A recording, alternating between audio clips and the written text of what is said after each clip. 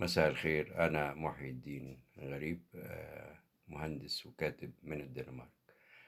في الفيديو ده أنا هتكلم عن لماذا العسكريين لا يصلحوا في السياسة. يعني لماذا الأنظمة العسكرية ليست هي الحل. آه، زي ما هو معروف إنه جميع تجارب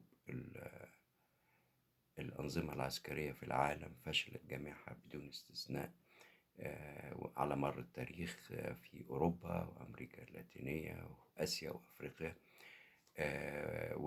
والدراسات نفسها والأبحاث بتقول إن العقلية العسكرية لا تصلح لحل الصراعات السياسية.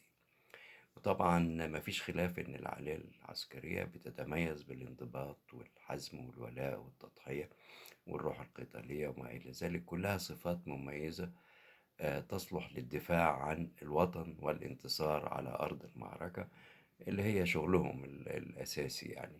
وبتصلح لتطوير أساليب ووسائل الدفاع وكل الحاجات العسكرية دي. ومفيش خلاف طبعا برضو على ان حبنا وولائنا للجيش، لانهم اجدادنا وابنائنا واحفادنا واخواتنا واصدقائنا. ف فيعني دي حاجة ودي حاجة. لكن انا هنا بتكلم عن النظام العسكري اللي بيسعى للتسلط والاستبداد بالحكم، واللي بيعتبر نفسه هو الدولة وهو الجيش، واللي بيعتبر إن اللي بيكره النظام العسكري يعني بيكره الجيش. هنا أنا هحاول يعني أستعرض التجربة المصرية اللي هي كلنا نعرفها لأكثر من 70 سنة.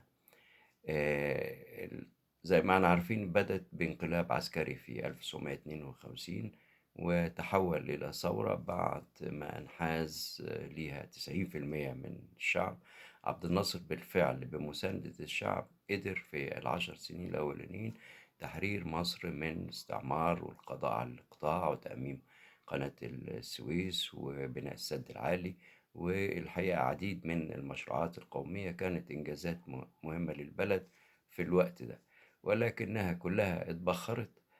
الإنجازات دي اتبخرت لأنه البكباشي عبد الناصر أصر أن يحكم مصر كسكنة عسكرية، فاحتل الضباط الأحرار المناصب السياسية الهامة زي الخارجية والداخلية والتعليم والصحة. وكمان عين أصحابه من الجنرالات في رؤساء للهيئات وللصحف ومناصب كتيرة جدا. طبعا ففي النهاية كانت الحياة السياسية اتدمرت بجميع أشكالها في الفترة ده زي ما بيقول يعني ده. مات عبد الناصر حصر على هزيمة 67 لأنه كان ديكتاتور ما عندوش رؤية سياسية بسبب العقلية العسكرية.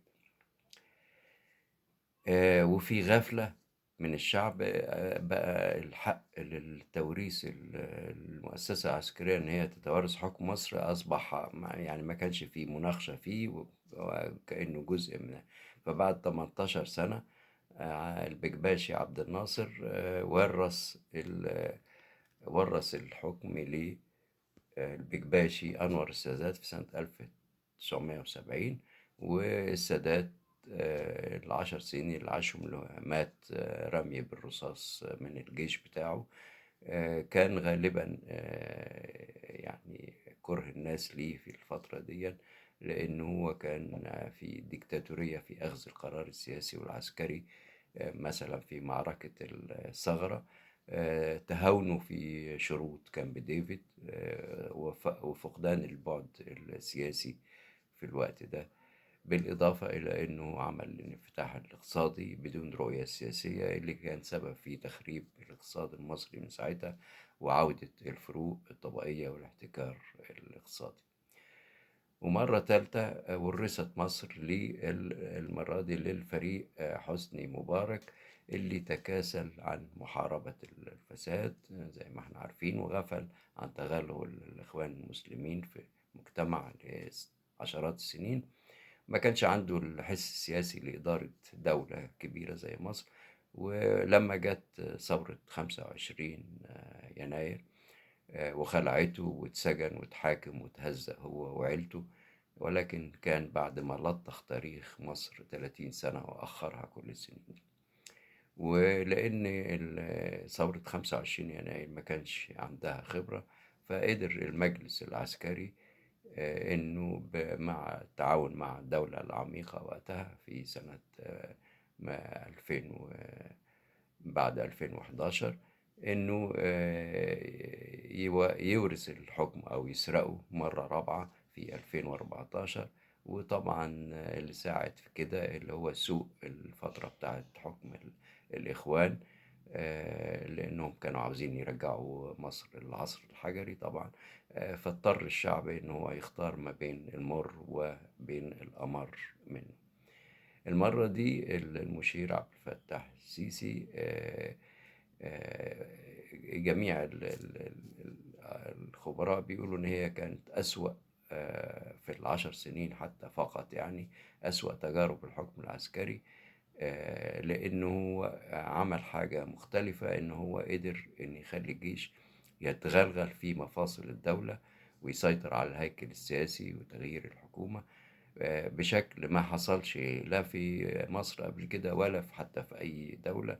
لدرجة إن الباحثين ومن بينهم ستيفن ليفيتسكي اعتبر إن فترة السيسي إضافة جديدة سيئة للحكم السلطوي، بيعتمد فيها النظام على فكرة سيئة اسمها الباترونيالية، يعني السلطة الأبوية الوراثية.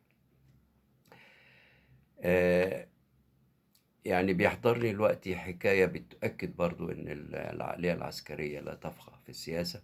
ففي سنة 2015 في أول حكم السيسي جه الفريق مميش، وهو كان رئيس هيئة قناة السويس وقتها، جه لزيارة في الدنمارك. وفي مقابلة مع الجالية المصرية ماشي وفخور جدا وبيردد إن هو لما أمره السيسي إنه ينجز مشروع القناة في سنة بدل 3 سنين، قال له بالحرف الواحد: علم ونفذ يا فندم. طبعا دي كانت كلمة مستفزة لما ترجمت أمام الحاضرين الأجانب وحتى من جيل شباب الجالية، يعني كانت كلمة أكد فيها مميش طبعا إنه 30 يونيو كانت انقلاب عسكري. ومع إنه وقتها إحنا كنا لسه طبعا ما إحناش عارفين، وكنا بنحاول نقول إن هي ما دي هي رغبة الشعب إن يجي الجيش ويجي لفترة مؤقتة علشان يحارب الإرهاب. وكل الكلام ده طبعا ما كناش عارفين إن المسائل هتستمر وتتدهور بالطريقة دي. ولكن الفريق مميش كرر نفس الكلام، وطبعا ده أسلوب غير سياسي وغير ديمقراطي، ما ينفعش لإدارة دولة مدنية. ومرة تانية بعدها بسنة جه برضه هو الفريق مميش في سنة 2016، وكان في فعاليات البحرية الدنماركية عشان لعرض مشروعات قناة السويس ولجلب مستثمرين ليها. ووقف الفريق وقال طبعا كلام جميل على جلب ليساعد ان المستثمرين تيجي في مناخ كويس للاستثمار في مصر. خصوصا انه شركة مارسك الدنماركية دي بتمثل 14% من البضائع، حمل البضائع اللي بيمر من قناة السويس. فقام وقال انه والاجتماع ده كان اجتماع في وزارة الخارجية، وكان وزير الخارجية الدنماركي كان موجود. فقام ماميش ويعني أشاد بمجموعة ميرسك واللي بتمر بقناة السويس، وقال: احنا بنعتبركم شركاء وإخوة. وأضاف إن هيئة قناة السويس هتعمل لتسهيل النقل لكل العالم ولازدهار التجارة ونشر الديانات. ولأنه طبعا ما بيفقهش في السياسة استخدم كلمة إخوة، وكلمة إخوة دي ملهاش مردود، ملهاش مفهوم في الغرب. وكلمة تانية كلمة نشر الديانات اللي ممكن طبعا كانت تسبب أزمة سياسية. ولما بعد الاجتماع لفت نظره يعني إن ده هيتفهم غلط، يعني ما كانش مهتم وقال باستهتار اتكلم مع المترجم حاولوا تعملوا حاجة. ما كانش يعي حتى بيقول إيه. يعني الملخص إنه في 70 سنة استبدت مصر ما بين الزعيم الشعبي الدكتاتور والمقامر المؤمن والموظف الكسول ومؤخرا البقال الجشع. آه، يعني المحصلة النهائية لل7 عقود ما كانش حاجة مبشرة، لأنه الفقر زاد والأمية زاد والمرض والفساد والعشوائيات زي ما احنا عارفين، والمديونات تضاعفت.